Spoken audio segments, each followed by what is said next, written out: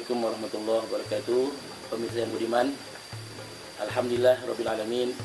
Sebentar lagi akan datang Hari Raya Idul Fitri dan kita ingin menyambutnya dengan penuh sukacita. Dan salah satu bentuk daripada rasa gembira kita, rasa sukacita kita dengan datangnya Idul Fitri adalah dengan memakai pakaian yang terbaik, pakaian yang indah, yang tentunya dipakai ketika Hari Raya Idul Fitri. Dan salah satu bentuk kegembiraan itu adalah kita ingin menggunakan produk yang terbaik.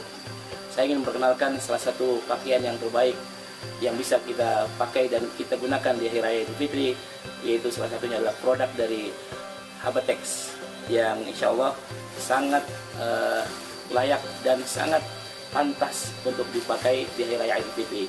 Dan ini tentunya pakaian ini dengan harga yang sangat murah dan insya Allah meriah dan berkah insya Allah. Karena itu jangan pernah ragu dan jangan pernah sangsi untuk membeli produk dari Habatex ini. Insya Allah berkah, berkah dan berkah. Dan ini memang kualitasnya Masya Allah luar biasa. Nah inilah yang di antara contoh baju gamis yang bisa kita pakai di Hari Raya Idul Fitri untuk sholat Idul Fitri di lapangan atau di masjid. Insya Allah dengan pakaian yang terbaik berarti kita ikut serta gembira dengan datangnya Hari Raya Idul Fitri.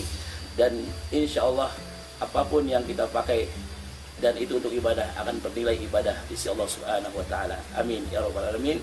Assalamualaikum warahmatullahi wabarakatuh. Assalamualaikum warahmatullahi wabarakatuh. Kembali back to my channel Eko Mega Bintang Channel. Pada kesempatan sore hari ini saya Eko Mega Bintang dan saya Cutnya dalam acara Siar Ramadan. Marhaban ya Ramadan.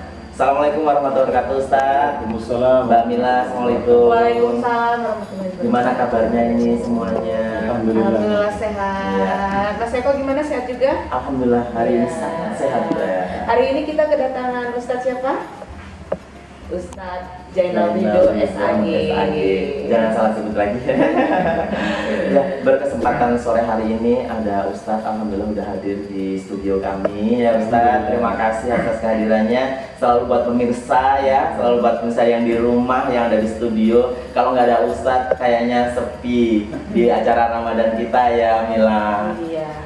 Nah, kesempatan pada sore hari ini sebelum kita menjelang buka puasa Ustadz, seperti biasa kita kan kemarin aktivitas-aktivitas yang dijalankan mulai dari mulai dari mau sahur, mau subuh, sholat asyar, maghrib dan lain sebagainya. Nah kita setelah ini kan aktivitas apa aja yang kita jalankan setelah berbuka puasa sampai isya, Sampai isya, kalau nggak sampai subuh Nggak gitu. sampai subuh, Itu beda lagi. lagi kayak gitu.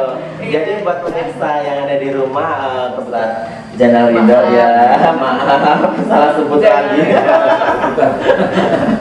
Iya, jadi kita selalu ada peluang buat kita untuk mensiarkan buat Ustadz sendiri gitu. Monggo Ustadz silakan. Kita kupas secara Kupas ya. Tuntas ya.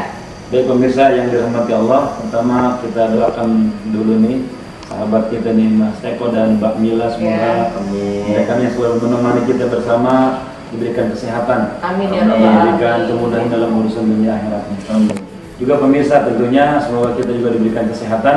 Bagi pemirsa yang dalam kondisi kurang sehat, semoga Allah angkat penyakitnya. Bagi yang dalam kondisi sulit, Allah mudahkan kesulitannya. Pemirsa yang dirahmati Allah Subhanahu wa Ta'ala, jadi saat kita sudah masuk waktu maghrib, maka ketika berbuka disunahkan kita memakan makanan yang manis ya.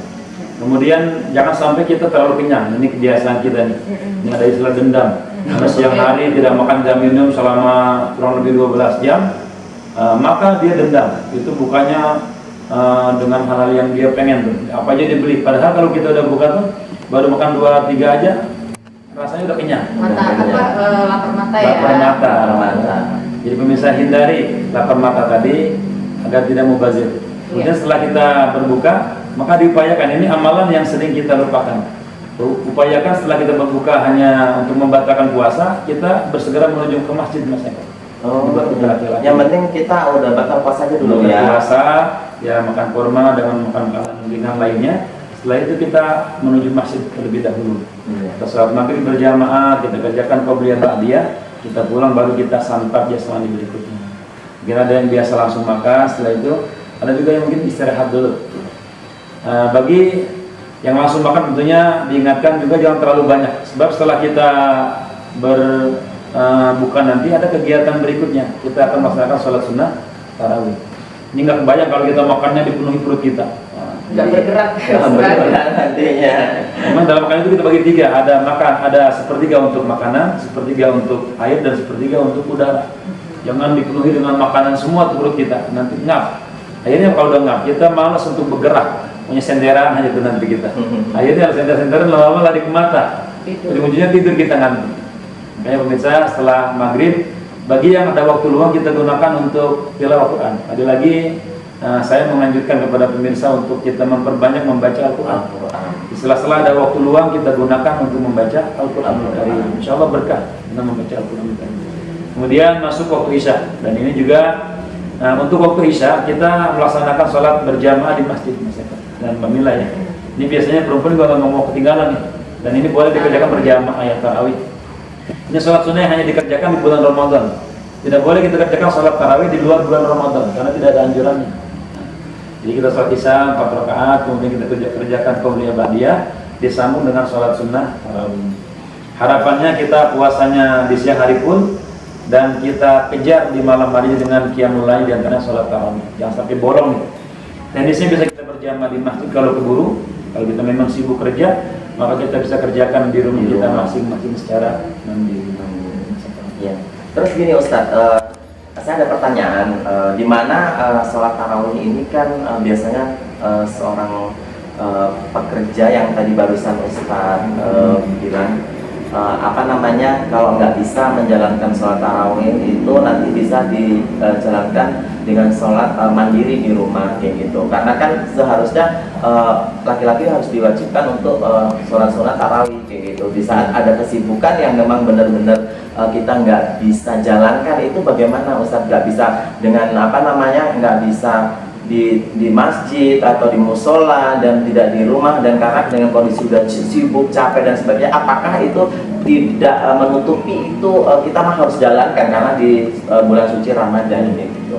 Iya, jadi pemirsa, sesibuk apapun kita, selelah apapun kita, usahakan di malam hari itu kita laksanakan sholat sunnah tarawih.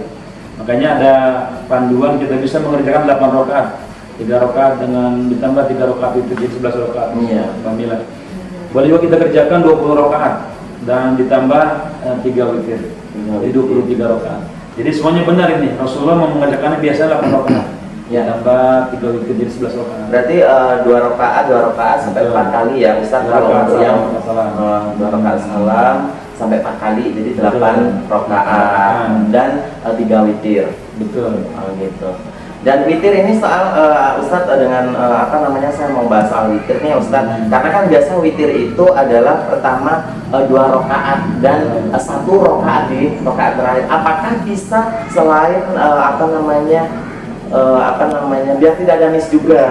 Jadi apakah nanti 3 rakaat itu bisa dijadikan 1, ataukah memang 2 rakaat terus 1 rakaat? Iya.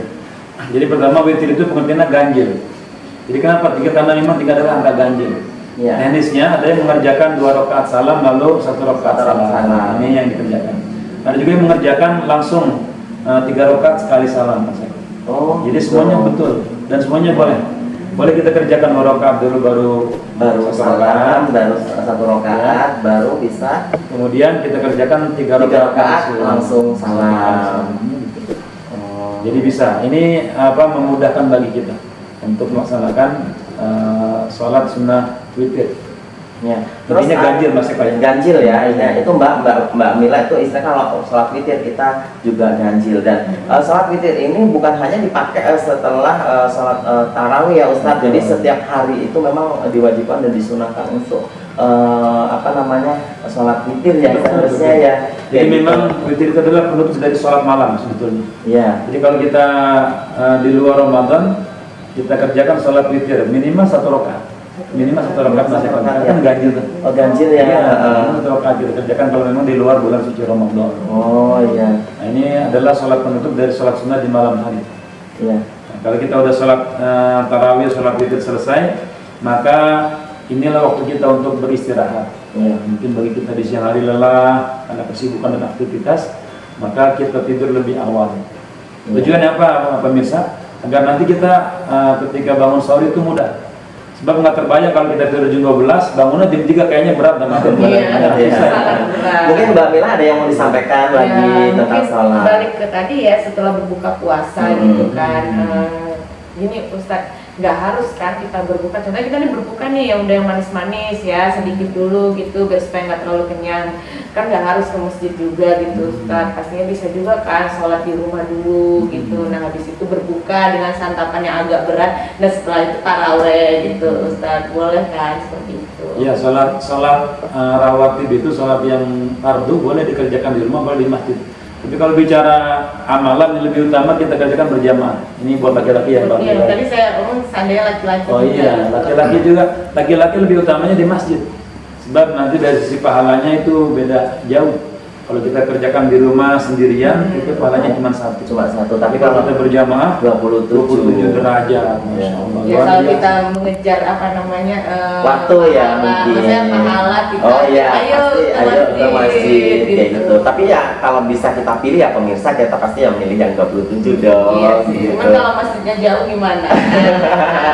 Ya itu Ustaz, pertanyaan kalau jadi masjidnya jauh. biar supaya contohnya kan ini mungkin sholat maghribnya di rumah dulu nih. Iya, nanti baru nanti tarawih isya sekalian tarawih baru ke masjidnya. Mungkin apakah ada jalan lain selain kita kan memang diwajibkan untuk sholat di masjid dan berjamaah. Apabila kita ada kesibukan, contohnya tadi Mbak Mila bilang bahwasanya di masjid kan jauh nih. Iya. Apakah bisa dijalankan di rumah berjamaah dan pahalanya apakah tetap 27 atau satu aja derajat? Ya itu yang perlu dipertanyakan buat pemirsa. Jadi sholat itu kalau dikerjakan berjamaah maka paling 27 kalau di rumah ya. Cuma nanti kita nggak dapat keutamaan. Sebab kalau kita melangkah ke masjid itu langkah kaki kanan mengangkat derajat, langkah kaki kiri menghapuskan dosa. Oh gitu Mbak. Jadi ada niatnya udah. Ini ada kisah Mas Eko dan Mbak Mila. Saya teringat dengan kisah ada seorang sahabat Nabi yang bernama Sya'ban.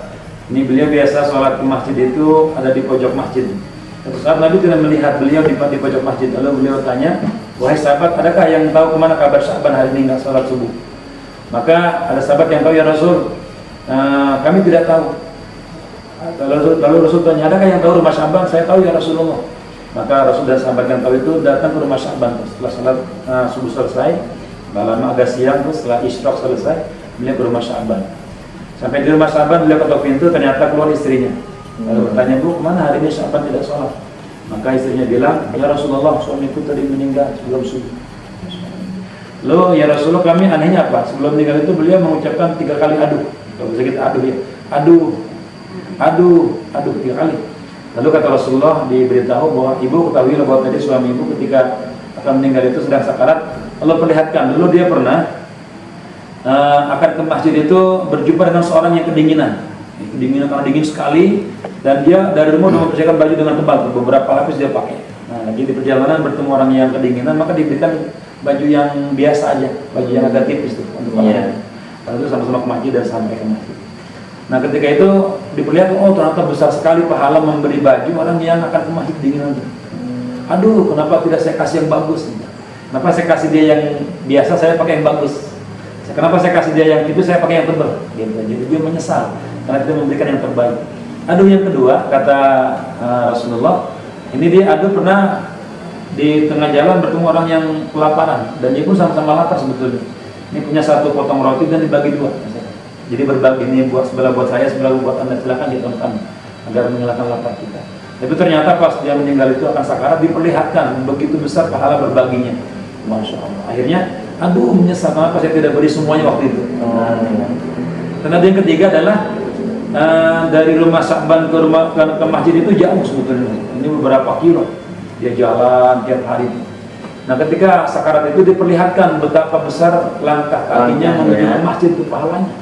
Aduh saya menyesal kenapa saya nggak jauh lagi dari masjid itu. Kalau kita mah pemirsa beda, kita pengen rumah dekat dengan masjid. Gitu Mamilah ya. Karena pahalanya besar sekali. Setiap Kalau langkahnya naik itu. mobil gimana itu ke masjidnya? Itu nggak langkahnya. Nanti bagaimana dihitung putaran rodanya? Oh, putaran rodanya. Dihitung tetesan bensinnya. Oh, luar biasa. Luar Kalau saya naik motor nanti itu tetesan bensin yang keluar Ya, masih karena kan tetesan. pakai uang ya. Jadi Sebenarnya sih kita nggak kayak Mas Eko kan kalau masalah uang hitung-hitungan kamu rugi. Gitu.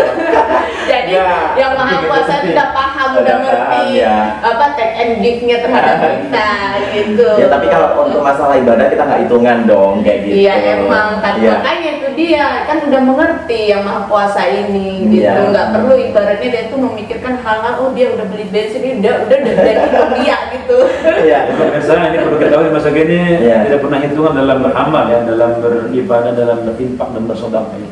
Karena beliau adalah orang-orang yang dermawan, Iya. insyaallah. Amin, insya Allah. Mungkin itu aja yang mau kita Ya. sampaikan sama pemirsa yang ada di rumah, dan waktunya juga udah mau buka bersama, kita bareng-bareng Ustadz ya, kita sampaikan kita kepada pemirsa, kita kasih ucapan selamat berbuka puasa. Monggo silakan Ustadz. Ya, kepada pemirsa kita berharap semoga puasa kita hari ini diterima Allah Subhanahu wa taala. Amin. Dan kita punya rasa cemas, jangan-jangan puasa kita ini nggak diterima karena mungkin kita kurang maksimal dalam melaksanakan tata cara dalam berpuasa tersebut. Dan semoga kita diberikan kesehatan terus untuk bisa jumpa dengan Ramadan sampai di akhir Ramadan. Amin, amin ya Rabbal alamin. Dan semoga kita keluar nanti di akhir Ramadan sebagai orang-orang yang bertakwa. Amin. Amin ya Rabbal Amin. alamin. Ya udah pemirsa, saya pamit undur diri dari hadapan semuanya. Saya Eko Mega Dan Bintang saya Cemila. dalam acara Siar Ramadan. Marhaban ya Ramadan. Dari saya, wassalamualaikum warahmatullahi wabarakatuh. Waalaikumsalam warahmatullahi wabarakatuh.